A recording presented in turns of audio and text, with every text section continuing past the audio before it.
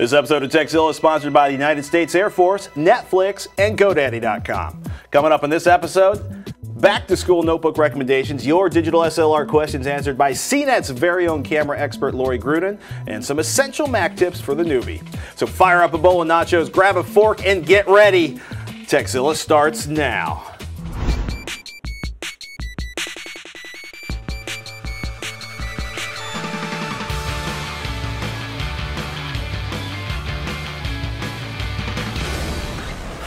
Welcome to TechZilla. I'm your host, Patrick Norton. And I'm Veronica Belmont. You're like Disco Gopher over there. I love the theme song music.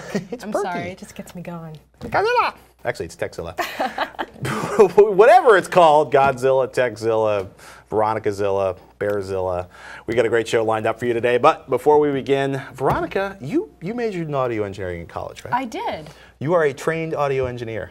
Technically, yes. That's what they say. That's what it says on my diploma. Really? Do you have an opinion on the whole? I'm supposed to have some kind of skill set there.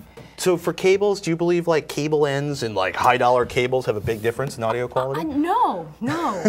You're not buying into that? Not really, no. You're gonna love this story. Have you heard of Blue Jeans Cable? Yes. Blue Jeans Cable, awesome website. If you're monoprice, best place in the world to get the world's cheapest HDMI cables. Blue Jeans Cables, great place to get cheap cable. And actually, they have things like HDMI cables that are built in the United States, which is impossible to find. Now, let's talk about Monster Cable, because it seems that on April 1st, Kurt Denke of Blue Jeans Cable and Tartan Cable, which is a company he owns, they received a cease and desist request letter from Monster Cable's legal counsel. It appears as though Monster Cable, now take a look at these two fittings. It appears as though Monster Cable feels that some of Kurt's connectors are too much like their own patented Monster connectors. Can you see that? Do those look alike?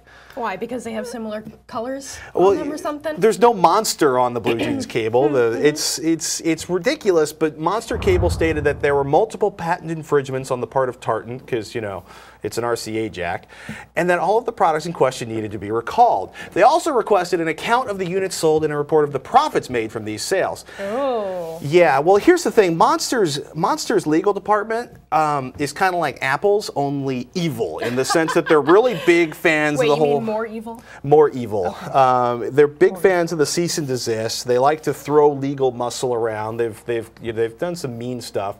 But what's interesting is Kurt is a lawyer with like 20 years of experience. He's like a lawyer who started making cables out of love, which is a story I actually want to hear someday. And he also has intellectual patent law experience, or intellectual property law experience. So Kurt's like, okay, you want to play games? You want to throw up a bogus lawsuit? I'll play your little bogus lawsuit games. He's a lawyer, so he can do this forever, right? The story's getting famous on the internet. And some research by Kurt turned up an interesting bit of info. Little things like Monster Cable didn't include a reference to an expired patent of theirs from 1992. That actually is like most like the Tartan connectors, which means that the patent is now non-patentable and non-enforceable. So it basically makes their entire set of threats unsubstantiated, which makes this an incredible waste of Blue Jean Cable time. So I think everybody should go out and ban, let's all just stop buying Monster cables. Monster, you want to be jerks? Great.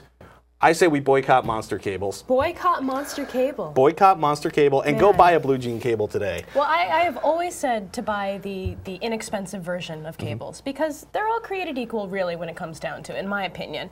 Boycotting is a pretty strong way to go with this one. Well, it's not like I'm going to buy one anyway. Well, are you going to buy a $135 HDMI cable because it says Monster? No. It's got the thick cable covering. Look, it's got more oomph. That means my digital pixels are going to look better, right? Yeah, it's a little harder to gnaw through at the end of the day. So I guess that's one good way of thinking about it. All right, I guess we're boycotting Monster Cables. You with us? Power to the people. I just the whole chilling effect lawsuit thing. I just hate frivolous lawsuits. Yes. If there's one thing that gets me going more than anything else, it's lawsuits that don't make any sense and are just basically people being D-bags. Am I allowed to say that on this show? I don't even know. Well, he didn't exactly say it, he just more hinted at it. It's hinting. Should we fire up the first email question? Yeah, let's move forward. The first email comes to us from Raymond. Ray wants to know, is the PDA dead? If not, where can I find a solid PDA with all the basic productivity features and some multimedia features as well? What do you think of the iPod Touch as a PDA? Finally, is there any news out there regarding whether or not Palm will ever upgrade their PDA line? Wow. I think we can officially call the PDA as, if not dead, then certainly huddled in a corner Yeah. waiting for death. Yeah, it is on its way out. I actually purchased a PDA not too long ago. In the grand scheme of things, this is gonna sound really funny. I bought a T5, a tungsten T5. It was my first big like credit card purchase. It was like $400, and it had like a little Wi-Fi card in it, so I could get online, get the email and everything. Never used it. Used it like 3 times maybe, and that was pretty much it. They make really good ebook readers. Yeah, I had an ebook functionality thing built in there too. I mean, the thing is, Raymond, is essentially the PDA was killed off by the cell phone. The cell phones added more and more functionality. By the smartphone. Yeah. I consider smartphones to be cell phones with a better interface if you're lucky and a much higher price. But yeah, okay, smartphones. Definitely the BlackBerry was one of the nails in the coffin. Yes. And the even just the Trio. Mm-hmm. I mean, when Palm came out with the Trio, that kind of gave its own death knell to its whole PDA line, essentially, because people are like, why am I going to carry around 2 devices when I can carry one? Make my phone calls on one, and take the same thing and put down my little notes on there. Now the iPod Touch though is a PDA. I wouldn't say so now. Maybe when the SDK comes out. I'm sorry, I'm losing my voice. I don't know if you noticed. But no one has the flu. No one has the flu. Yeah, whatever. You totally gave me your scurvy. I'm sorry. The iPod Touch would be kind of iffy for me, mostly just because I would want to be able to write down notes with a stylus. I think that's one thing that PDAs have and Trios have. You're big into the stylus entry? Yeah, and I mean, it has touch capabilities to an extent, but that hasn't been built into it yet. So maybe in the future. Yeah, it all depends on, I would think, like, if I have a particular client manager that I'm using, if you look at the software you want to work with your PDA, and then you can kind of work backwards from there.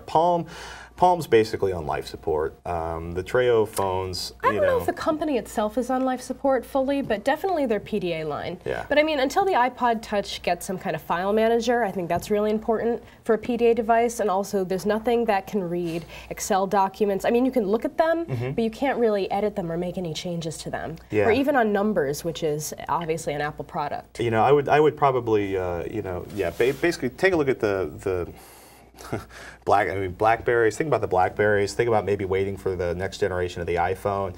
Nokia's got some great phones. Man, the Blackberry's kind of like the sort of the business person cell phone, and I would go for a cell phone upgrade a lot faster than I would go for buying a PDA. Yeah, I don't really go for Windows Mobile devices either, personally. I don't like how they work. Down. I mean, a lot of people really love them and swear by them. I had a Windows Mobile 5 phone I used for years that was great because I used Outlook, and our corporate email was Outlook and our calendaring system, and so that made it super easy to have all of basically my calendar, my contacts, and my email system all tied into my cell phone. And that's one of the places where the Windows Mobile stuff can be great. So can the BlackBerry. But yeah, I would tend to. BlackBerry Pearl's really nice. The iPhone has potential when the SDK is out, because right now there's just such a limited amount of software out there. Yeah. So I mean, same thing. Soon there will be a lot more good stuff for it, I promise. All right, Patrick, it's time to pay the bills and give a shout out to a sponsor of today's show, the U.S. Air Force.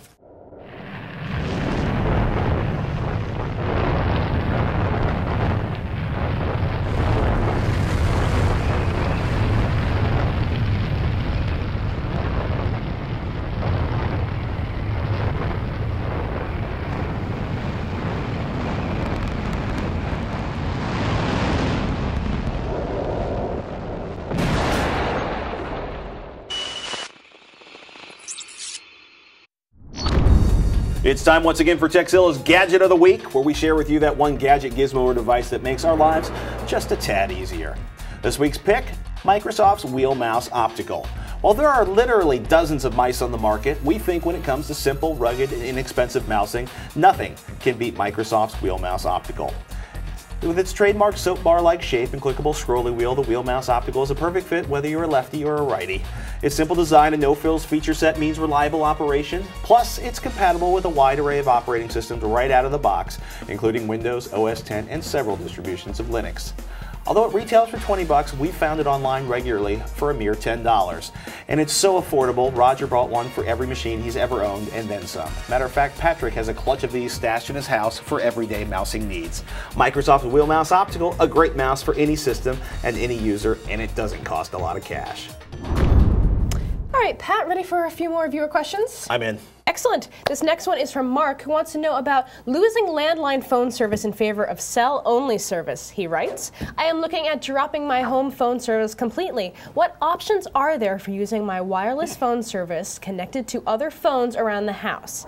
It would also be nice if this home phone network could use different cell phones, say my wife's cell phone number as well as mine, so someone could call either of our numbers and ring the rest of the phones in the house. Any help would be greatly appreciated.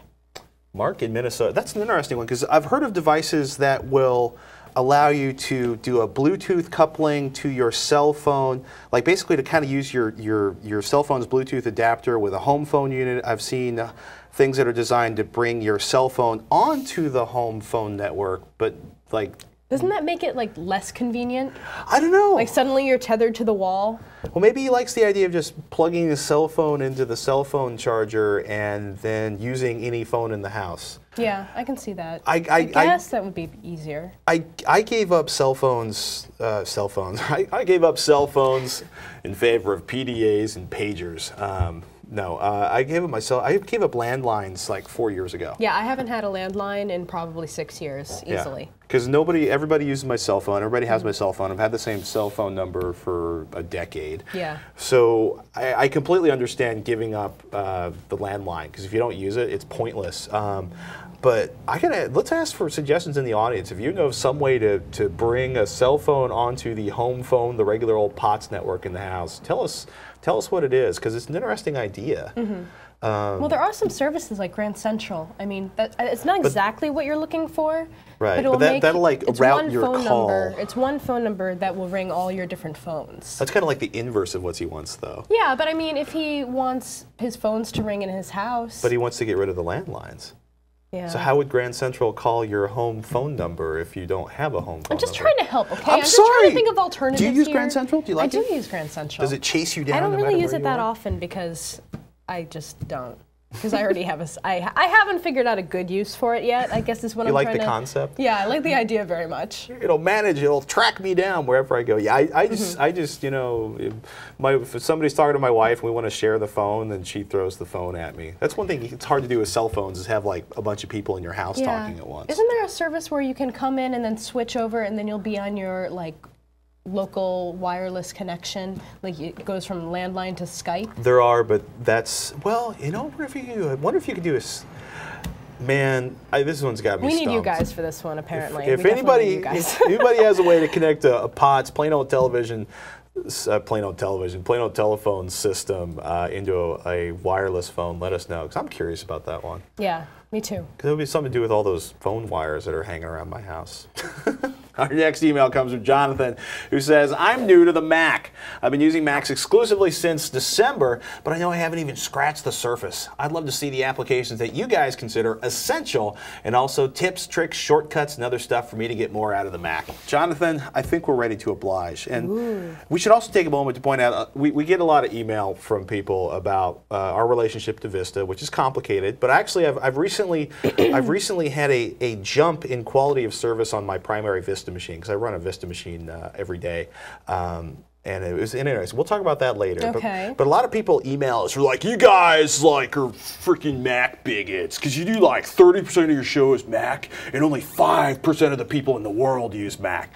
Actually, close to 30% of our audience is Mac users based on the computers you use to download to watch the show. So literally, like, depending on the episode, 20 to 30+% of the people watching the show are Mac users. So that's one of the reasons why we do so much Mac content. But we still like to keep it like 70%, you know, Windows, like 20, 30% Mac.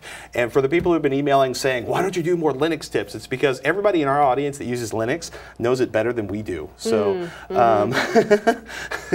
you know, when we come up with a good Linux idea, we'll let you know. You can come on the show and teach us. Yeah, that would be good. Especially like, that would be pretty awesome. You know, Linux command line gurus. I love watching that. Yeah, but so I do have some favorites because I am a Mac user, and these are not like total elite tools or anything, but they're something. They're ones that make my life a lot easier. Jump Cut is one.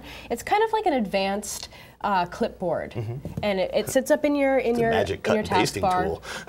Yeah, and then you can just save a lot of different things that you've copied. You can copy full paragraphs and see a preview of the things that you have copied over, and then paste them as you want just by clicking on them. So it's very, very convenient. Quicksilver is another one. And Merlin Mann is actually the man to talk to about Quicksilver. A bunch of people have asked us about Quicksilver, which is kind of an application launching thing. It's so much more than just an app launcher, though. See, that's the part that I always So stumble much more, on. So yeah. Merlin Mann's going to come on to explain about that. And there's also something very similar for the PC called Launchy. You like Pixelmator, don't you? Yes, I love Pixelmator. It's not freeware. It's $59, I believe, last time I checked. And it's kind of like Photoshop Lite. I mean, it's got a lot of functionality built into it. The interface is just beautiful. It's a really, I mean, literally like, you know, it's an aesthetically pleasing application. It's It just is, pretty. though. It really is. Did you buy it for the full value, or did you get it part of the Mac Heist bundle from Macworld? I bought for the full value. Okay. Was I not supposed to do that? No, you can totally do that. Something you actually want to look for is around Macworld. Anybody who's an OS X user should keep an eye peeled for Mac Heist, because basically it's a charity thing. So all of these amazing software vendors contribute an application, and you get this huge collection of applications for, like, I think I paid $50, and I got Pixelmator, and I got App Zapper, and like 332 other applications. Well, like 12 other applications. If you want a free open source image editing software, GIMP is good. GIMP is pretty good. I had a hard time figuring out GIMP a little bit, though, because it's one of those X11 apps, and you have to deal with all the opening up X11 and then I'd say it's like probably worth. I think it's probably worth getting Pixelmator. If you're looking for a free Office suite, NeoOffice I think is a lot more functional on OS X. Better than OpenOffice? I like it. I'm a huge OpenOffice fan, but NeoOffice, actually, our IT staff introduced me to that. Adium would be your AIM chat client, or at least that's my personal favorite. You say Adium? I say Adium. Uh-oh. Adium, tomato, whatever. It's the little ducky. It's adorable, and it works really well. You can have all your AIM account, your Yahoo account, your Jabber accounts, like your Trillian. Gmail. It's Trillian, basically, for Mac. App Zapper is another one that I am obsessed with, because one of the big things with deleting programs from OS X is that you should be able to just drag them into the trash can and they're gone. But it doesn't take a lot of the library, like the library and some other things. Install less better than others. Because the programs in OS X are actually they're built into packages, and that's what the icon is, and that's what you're launching when you click on it. It's that Linux heritage. Right. But so if you take it into App Zapper, it will find all the files associated with the program and delete those, so you get a totally clean uninstall. I just heard like Roger hit the stun button in my head. It was like, not Linux, Unix. Linux, not Unix, Linux. Sorry. So let's not get into the whole history of the mock kernel. But App Zapper is really great, and it makes a great noise when it deletes things. It goes like, pew! I've never used that. I think I'm going to install it just to hear that noise. Right-clicking actually is contextual inside of the Mac, which you'll never know because there is no right button on your notebook, and they ship these horrendous mice. Apple's mice suck. Throw a Microsoft mouse on there and start right-clicking everywhere, or hit Control. I mean, this for me was like learning like Control was the contextual right-click for the MacBook made a huge difference for me. And I'm a huge fan of Pogue's books. The Missing Manual for OS X can be pretty awesome. You know, it weighs about 400 pounds. You can use it to kill small things that annoy you. And it's actually chock full of incredibly useful tips and tricks for OS X, so that might be worth the $30–40 in costs. All right. It's time now for our Netflix-sponsored movie pick of the week. This week's pick comes courtesy of the show's producer, Roger, and it's Tron. This classic Disney movie about a struggle between good and evil within the microscopic world of a computer mainframe set the standard for the look and feel of computer-generated graphics and animation for years to come. Featuring Bruce Boxleitner and Jeff Bridges as a pair of unlikely heroes who struggle against the master control program that's holding them captive inside a giant computer game. With such memorable scenes as the light cycles and tank chase scenes, Tron is sure to please both young and old alike. Besides, who didn't want to learn how to do computer animation after watching Tron? Plus, we'll be setting up a thread about it in the Revision 3 forums, so after you're done watching, tell us what you think in the forum thread. And don't forget, if you're craving movie rentals without driving to the store, check out Netflix.com. With over 90,000 titles online, including Blu-ray titles, you're bound to find the title you're looking for. Plus, with 40 shipping centers, almost all deliveries happen in just one business day. And shipping both ways is free. Plans start at $4.99, but as a TechZilla viewer, you can get a free trial by signing up at www.netflix.com/TechZilla. Welcome to this week's Freebie Download Pick, a free program that we find useful, fun, or incredibly interesting. Today's selection, our favorite BitTorrent client for Windows, Bittorrent. or as some folks like to call it, microtorrent. If you're looking for a lightweight and speedy BitTorrent client, Bittorrent should definitely be in your short list. It's Windows only, though an OS X client is in development. While it has support for bandwidth prioritization, scheduling, RSS downloading, and quite a bit more, it takes only a tiny bit of system resources to run. There's no plug-in add-on ability, but it is skinnable. All in all, our favorite Windows client for BitTorrent downloads. Though we do keep a copy of the nifty Java-based Azarius around for when we want something a little more customizable. Azarius has tons of plugins, or we want the feel of our favorite OS X client on our Windows box. Oh, whoops, guess it's 2 free files this week. BitTorrent.com, Azarius.sourceforge.net, our favorite BitTorrent clients. Check them out. Last week, we asked you to send in your digital SLR and photography questions, and send them you did. To help us answer them via Skype, Cnet's digital camera and camcorder senior editor, the guru at large, Lori Grunin. Welcome to the show, Lori. Hello, it's great to be here, Patrick. I should point out, you and I have known each other for actually closed in on 15 years now. Holy crap. Because it would have been 95, well, 13 years. So should we fire up with a couple digital SLR questions? You ready? Go for it. Okay, so our first email comes from Phil, who wants to know, what should I look for in purchasing my first entry-level DSLR? I'm looking at getting either the Nikon D40X or the D60. So... Well, basically, you want something, to me, the main criterion is image quality. If you're not going to get better image quality than you can with a point and shoot, then it's pointless upgrading. Okay. And don't assume that just because it's a digital SLR, it will have better image quality. That's where actually reviews really come in. The other thing is performance. If it's going to be really slow, then don't bother with it. And there aren't any really, really slow entry-level digital SLRs, but there are still some that you will get frustrated shooting your kid's soccer game with. When you say really slow, are you talking about like the click to clunk between, Yeah, shot to shot time, essentially. Okay. Sometimes it's how long it takes to write the image to the card, so you can't, you shoot and then you got to wait. Or especially if you take a lot of flash pictures, the flash recycle time tends to add a lot. So it can add as much as a second. Sometimes, actually, we've seen as high as like 4 seconds. Wow. On recycle time, exactly. So, frankly, my attitude is if you're going to get an SLR, then you should get an external flash anyway, and those are always much faster. But in any case, so image quality and speed are the two main things. Now, the other thing that you want to think about is image stabilization. It either comes in the body or in the lens, and, we do get a lot of questions as to which is better.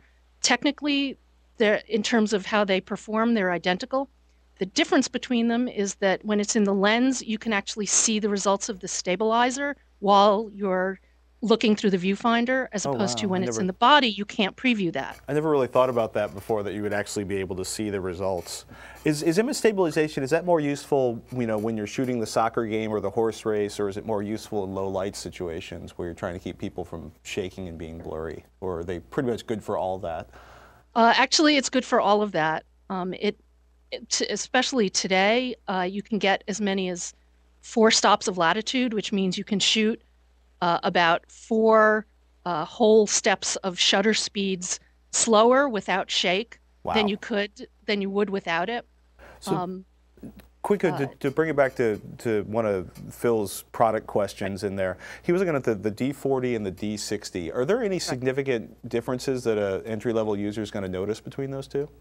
Between those two, no, but that's mostly because the D60 was an incremental update over the D40, D40X, I assume is what he's talking about. Yes. We were a little disappointed with the D60. It's not, I don't want to call it state of the art because none of the entry-level cameras are, but it really can't compete with in terms of features or quality with some of the other entry-level cameras. The one that I think is best of all the ones that I've seen so far is the Canon Rebel XSI. We were a little disappointed with the XTI, but the XSI it's fast. The image quality, especially at the higher sensitivities, what we call ISO settings, it's the best of all the sub 1000s. Really? except for maybe the Nikon D80, which is sort of barely under $1,000. So if he was going to make the jump in cost up from the Rebel XSI, then looking at the D80 would be a good option? Yeah, I'm assuming since he's considering the Nikons that he may have old Nikon lenses, or there may be a reason. Maybe he was happy with the Nikon point and shoot. Right. Frankly, the last thing you need to think about when you're looking at one of these entry-level cameras is, are you you're spending about $800, say. Right. Is that are you looking at it as an investment? Because if you're looking at it as an investment, it's a camera that you want to keep for several years, then you need to look at the lens options that are available. Now, with both Nikon and Canon, going back, they have the image stabilization in the lens, which means that if you want image stabilization, any lens that you buy going forward, it needs to be in there. Got it.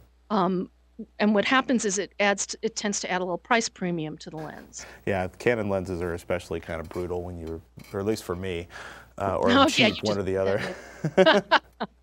Well, so you kind of answered our second question here because Dan was asking about image stabilization, whether or not you should look for it in the lens versus the camera. And you said in the lens you can actually see it when you're looking at it. Are there any cases where there might be opportunities for image stabilization in both the lens and the body, or? Manufacturers are specifically avoiding that because it's like, well, I don't know, double color managing. You can, if you turn it on in both places, you can have some very ugly results. Got it. So you want to stick to one or the other. Do you prefer it in the lens over the body? I find it's more flexible in the body. Really? Because I don't want to have to worry about if it's in the lens. It gives me a greater selection of lens choices. Got it. The thing is, the irony, it's not an irony really, but both Nikon and Canon have a long history, and they both have it in the lens. Whereas all the relatively new or less or smaller manufacturers like Pentax and Olympus and Sony, they all put it in the body. Funny. So it's really, you're making a serious brand choice right there. I wonder if that's because Canon and Nikon make so much money on lenses. Well, Nikon's lenses tend to be a little more expensive too, which is another thing to consider. When you're buying an entry level, you may want to look at this. You want to look at the selection of lenses available from the manufacturer, as well as the prices. They all basically have like a $100 or $200 lens available for entry level, but then the rest of them, are they really expensive? Right. Or do you have $1,500 for your next lens? Well, I hate to tell you this, but I've been shooting. I've shot with all these lenses, and you really can tell a difference between the $1,200 lens and even the $500 lens. See, I was hoping you were going to tell me, buy a Tamron or a Sigma. No, what I was actually going to tell you is, don't be afraid to buy used. Right. That's actually, I buy all my lenses used. Oh, well. I need to wait for, like, every so often Craigslist actually, every so often somebody will be selling their collection, and there's kind of like two versions of it. The guy who wants every penny he paid for the lens because he paid retail for it at a local camera shop. And only drove it to church on Sundays. Exactly. And then there's the guy who bought it to shoot his kid's soccer match, and invariably it's a guy, and they've got this massive lens, and they're selling it for like a third of the street price for an online sale because he couldn't figure out that he needed to use a tripod with this 400-pound lens.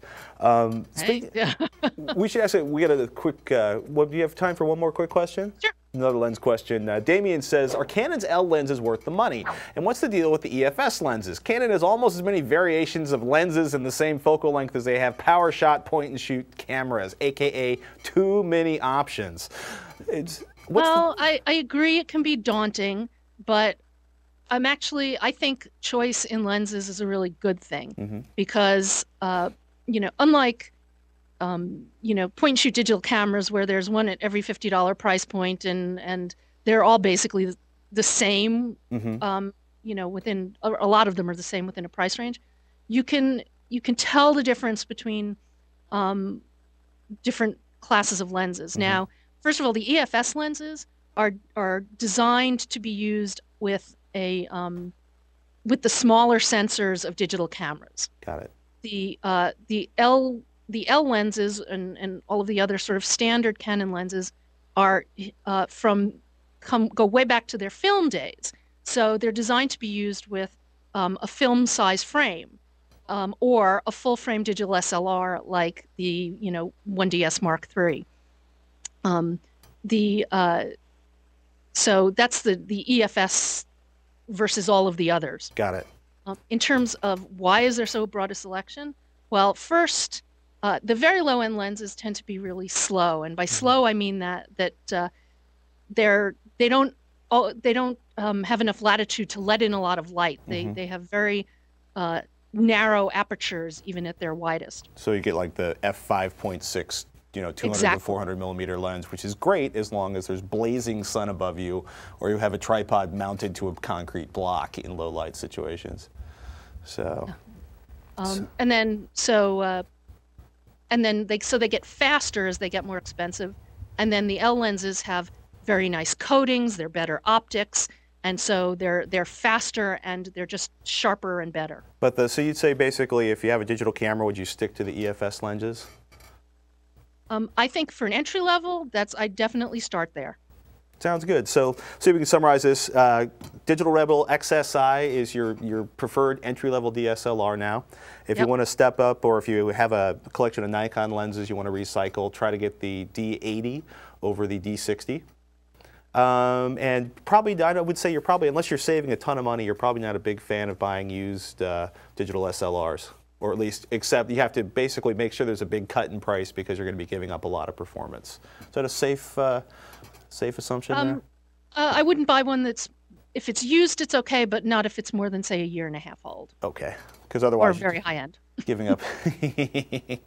I think high-end DSLRs we'll get into another day. Lori, thank you so much for joining us. Can we ask you some more digital camera questions in the future? Absolutely. Awesome. Thank you so much. Ladies and gentlemen, Lori Grunin is the digital camera expert, runs all the reviews over at Cnet.com, digital cameras and camcorders. We're going to put some links on the website. You can check out our work. It's good stuff. I recommend it. Before we go on, I'm going to take a moment to thank one of the companies that makes this episode possible and makes it possible for us to bring the show to you. As you know, GoDaddy.com is a long-running sponsor of this show. In recognition of that, we've decided to host a contest for the best GoDaddy domain name ever. Go to revision3.com/contest and enter in the best domains that you have registered with GoDaddy. Tell us what you're doing with them or what you plan on doing with the domain, along with why you think your domain should win. Now, the contest entries are due by noon on April 28th to be announced on TechZilla on May 2nd. The winner is going to get a plug on the show and a free year of hosting from GoDaddy.com. And don't forget, if you want to make an impact online, do it with GoDaddy.com. .com names as low as $1.99 plus world-class hosting, fast and easy website builders, and so much more. Do us a favor, enter in the code TECH1 when you check out. You'll save an additional 10% off your entire order. There's a couple of restrictions that apply. You can get the details at the website. Do us a favor, get your piece of the internet at GoDaddy.com. Looks like it's time for another website we just can't get enough of. A website that we just can't stay away from because it's too useful, too funny, or just too darn irresistible. Today's pick, Penny Arcade. From the fertile fanboy minds of Jerry Holkins and Mike Krahulik comes probably the best video game webcomic in existence. Starring Tycho Brahe and Jonathan Gabriel as Jerry and Mike's webcomic personas, they satirize video gaming, the video gaming industry, gaming fanboyism, and general sci-fi and fantasy pop culture. Updated on a regular basis, the comic is also accompanied by a blog post relating the events or event that inspired the related comic strip. The strip has even spawned its own convention, the Penny Arcade Expo, or PAX, held in Washington State every year since 2004. If you need a good laugh or just want to poke some fun at someone, then give Penny Arcade webcomic a read. All right, Six McGee, you ready for some more questions? Just because I got everybody on staff sick except for Serafina. And apparently Camilla, the Swedish intern, who was apparently the one who got all of us sick. So she's cleaning toilets or something right now. Scurvy McSick Pants. Scurvy McSick Pants. I like that. Stuart has a question, not about sick pants or scurvy, but about 3D rendering. He's interested in 3D rendering and 3D animation. He found a trial version of Softimage XSI. He liked using it, but he doesn't want to pay $3,630 Australian for it. So that goes about, that's like a 40,000 US, right, roughly? Give or take, with the way the dollar current exchange rate plummeting. He was wondering if there is a free or cheap alternative to Softimage XSI. Well, that's a great question. There are a whole bunch of high-end rendering applications out there. One of the cool things is all of the people who make them remember being poor college students or poor pizza flippers while they learned how to, make amazing art, and they want you to learn how to use their application. So they often offer student discounts on these applications or special versions for schools that are ridiculously cheap, so that might be something to explore. The second thing I would say is Blender, blender.org, which is a open source 3D rendering tool that runs on Windows and OS X, and Linux is free. Did I mention free? Free as in beer, free as in speech, and is incredibly cool. And you can see some of the images you're looking at right now were created in Blender. People use it to make movies, like short online things. It's a pretty amazing application, and there's a pretty large group of people on the internet who are interested in helping you to learn how to make really cool stuff inside of Blender. What was that about free beer? They give away free beer? I'll explain open source later. Oh, okay, excellent. That's a whole nother. That's great. I don't want to go there because it's code that's open. No, see, now I'm doing it again. I'm going to sound like Philip Tirone here in a second. Don't worry, I'll take care of it. Our next email comes from Ian, who has a question about laptops. Ian writes, I have a daughter heading off to college in the fall. Yay! Yay! Yay! The school does not recommend any one model of computer for the students to buy. Could you compare a few models of PC laptop you recommend that will survive a college student and hopefully 4 years at school? Ouch. Yeah. It kind of seems like one or the other. It either needs to be kind of like disposable-ish, or like really durable and kind of, in a sense, future-proof. Well, the future-proof, I mean, the biggest thing is take a close look at your daughter, right? And look at her real good. Look her right in the eye. Did she go through 7 cars when she first got her driver's license, or did she lovingly help you restore the car she drives? I mean, because at some point you can set up expectations, and for sons or daughters, and you just have to basically face up to the painful reality of whether or not you trust your child with something expensive. I mean, this is why we can't have nice things. Exactly. This is why. But the really nice thing is that notebooks have gotten incredibly cheap in the last 5 years, and you can get a extremely well outfitted computer for under $1,000 from a major reputable manufacturer. So, you already did the smart thing. You checked with the school.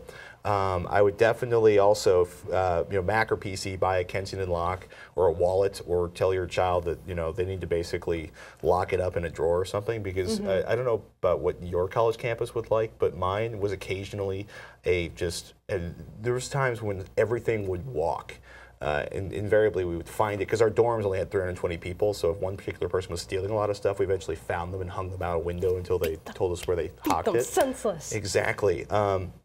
Keep it light, under 7 pounds, because 7 pounds, 7, 8 pounds, 7, 8 pounds sounds like nothing until you're carrying it with like 30 pounds worth of textbooks. So try to keep it under 7 pounds, and wait until August or September, because the prices keep dropping on the processors and memory and hard drives. So the longer you can wait, cheaper it's going to be. What brands do you like? I mean, you're going to be like, Mac. Well, yeah, I am a Mac person, of course, but I've used Dell laptops in the past, and they have been okay. I mean, they last for a while. They're pretty decent. I like ASUS very much, and there's just so many different options in terms of that kind of thing. But you also have to remember, or you also have to think about what they're going to be using it for. Is it just the kind of thing that they're going to be answering email on and writing papers on, or is it going to be a production laptop? Because my school was a very media-heavy school, so we were doing audio and video editing like in our dorm rooms late at night if we couldn't get into the media labs. If they need a laptop that's going to have to double as a workhorse, you're going to have to take that into kind of the price and durability consideration as well. Well, I mean, one of the nice things though is you can get a Core 2 Duo processor, a gigabyte of memory, which is a nice entry-level machine. Because the last thing you want to be is, if you want this to last 4 years, then you're going to want to throw a little more processor at it, and at least I would go with at least a gigabyte, preferably 2 gigabytes of memory. Make sure it has a DVD burner, because they're great for backing up. What do we call that? And for making projects too. Yes. I mean, if they're making projects for their different classes, having a DVD burner is going to be a definite thumbs up. I would probably check with, you can still buy, I'm a big fan of buying notebooks online whenever possible. I mean, and buying major brands. I personally prefer Dells. I've used a lot of Dell machines, and I've never really not been happy with one. And I've used a lot of ThinkPads. ThinkPads tend to be expensive for what you get, unless you're looking for an ultra portable. But yeah, I would go with a Dell. I would look at the home office consumer models, and the Latitudes have got some great models for under $1,000 with like a Core 2 Duo and 2 gigabytes of RAM and a burner. And the other thing I would probably take a serious thought at is normally, you know, extended warranties are kind of a jip. Your DVD player, it's not going to die, and if it dies, it's, you know, is anyone ever had a DVD? I had one DVD player die. But I guess I go on this loop, right? Because usually you look at the math on an extended warranty. If you get a good extended warranty, it can save your bacon, especially if something weird goes wrong, because notebooks, there's just nothing you can fix yourself hardware-wise. And don't count on your school's IT department to fix much of anything, because it probably won't be very good in the end. Yeah, because you know, notebooks, they flex, they twist, the little power connectors get loose from the motherboard, and stuff like that can basically turn it into a really expensive paperweight. So I would probably pony up the extra cash for extended warranty, and buy her a nice backpack that's got a sleeve for it too, because the #1 killer of notebooks tends to be dropping them and destroying the screens, and that sucks. And also tell them not to bring it maybe to the pub where it can be spilled on or knocked off the table. That goes back to that whole, do they take care of the things however thing. You work the best, right? Hey, you gotta some people work better intoxicated. I got through. I'm drunk right now. I'm just saying. That would explain the giggling and your new nickname. We got any more emails? We got one more email. Mob, M-O-B, wants to know, well, actually, M-O-B wants to set up a couple of websites within the next couple of months. And unlike the Queen of Intoxication, Internet Queen Veronica Belmont to my left, he's new to the LAMP server running web applications. Oh, actually, that would be Linux, Apache, MySQL, PHP. He's getting all fancy with the terms there. But he wants to know what we like better, Joomla or Mambo, and why. I personally do not use... What the heck is he talking about? I've never talked about any of those things. Well, maybe it's just because you're so internet savvy, he wanted to refer to you. He assumed you knew all of these wonderful things. Well, I mean, one would be wise to assume such. So, okay, so Joomla and Mambo are content management systems that are basically free and open source. So they're like WYSIWYG, CMS type things? I know there's CMS. I've never used either one of them. I have not either. I have talked to people who have used either one that basically say that Joomla is a fork from Mambo, and as a result, they sort of a little bit of Joomla in my life. I was wondering who was going to get to that one. So what are his options? Joomla or Mambo, they're basically the same thing. Joomla is a fork where basically they took the code and split off and started a new distro. You're like, you keep humming and dancing over there. I'm sorry. A lot of people think that the code that Joomla generates is a little bit cleaner because they kind of like drew a line in the sand and started over with a bunch of stuff. So I'd say go with Joomla. People that I know basically are like, I've been running, you know, Mambo forever, so I'm going to keep running it. So I would go with Joomla. All right. How's that for a secondary recommendation?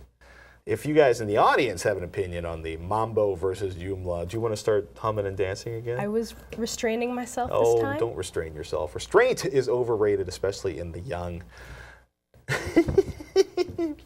Dance, Veronica, dance. Dancy McHappy Pants over there. So if you have an opinion on which one of the two would be better used to manage the young man's website, do us a favor, email us, techzilla@revision3.com. Speaking of which, if there's stuff we haven't been covering on the show that you want to see, if there's products you want to see us review, if there's a tech question you have, we want you to email us. revision3@techzilla.com is not the email address. Techzilla@revision3.com, however, will get the email into our hot little hands, and we can keep driving this all tech questions show for you. We need those viewer questions. Email them to us, techzilla@revision3.com. And our forums are located at revision3.com/forum. And if you see, it's not Veronica, it's Bearzilla? No, Veronicazilla. Veronicazilla. Yeah, I've been having a blast in the forums lately. I love forums, so I'm going to be in there a lot. I love to talk to people on forums. See, I'm afraid of forums. Why? It was young. It was painful. Okay, we won't ask any more questions. It's like buses in New York City. They just scare me. Yeah, don't forget to join in the discussion about Tron. You know, Tron guy. Tron. We'll have to talk about Tron Guy too. Uh-oh. Yeah, get into a friendly argument or a raging discussion on our forums. Good, bad, or just plain awful. Debate in our forums and let us know what you think. Plus, previous episodes of Tekzilla are waiting to be rewatched at revision3.com/Tekzilla. You can find out more details on the site. I want to thank everybody for watching. Thank you so much. Thank you. Tell all of your friends to watch the show. We'll see you next time.